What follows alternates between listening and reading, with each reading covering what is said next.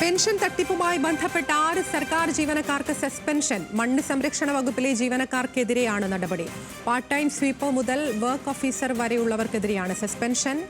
VS Anurag വിവരങ്ങൾ.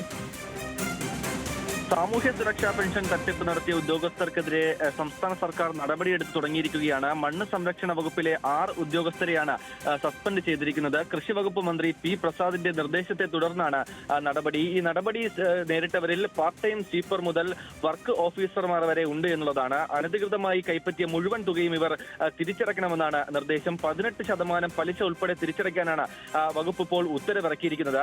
സുരക്ഷാ pension തട്ടിപ്പിൽ ആദ്യമായാണ് ഉദ്യോഗസ്ഥരെ സസ്പെൻഡ് ചെയ്തുകൊണ്ടുള്ള നടപടിയിലേക്ക് സർക്കാർ കടക്കുന്നത്. ഇതിനെ ചുവട് പിടിച്ചുകൊണ്ട് തന്നെ മറ്റ് ഉദ്യോഗസ്ഥർക്കെതിരെയും വരും ദിവസങ്ങളിൽ നടപടി ഉണ്ടാകുമെന്ന കാര്യത്തിൽ സംശയമില്ല. എന്തായാലും ഗസറ്റഡ് ഉദ്യോഗസ്ഥർ ഉൾപ്പെടെ 1458 പേരാണ് 1600 രൂപ വീതം എല്ലാ മാസവും ക്ഷേമ പെൻഷൻ കൈപ്പറ്റിയതായി ധനവകുപ്പിന്റെ അന്വേഷണത്തിൽ കണ്ടെത്തിയത്. നേരത്തെ സൂചിപ്പിച്ചതുപോലെ മറ്റ് വകുപ്പുകളിലും സമാനമായി തട്ടിപ്പ് നടത്തിയ ഉദ്യോഗസ്ഥർക്കെതിരെ എന്തായാലും വരും ദിവസങ്ങളിൽ കർശന നടപടി തന്നെ സ്വീകരിക്കുമെന്ന കാര്യത്തിൽ സംശയമില്ല. ശരി, VS അനുരാഗാണ് വിശദാംശങ്ങൾ നൽകിയത് തിരുവനന്തപുരത്ത് നിന്ന്.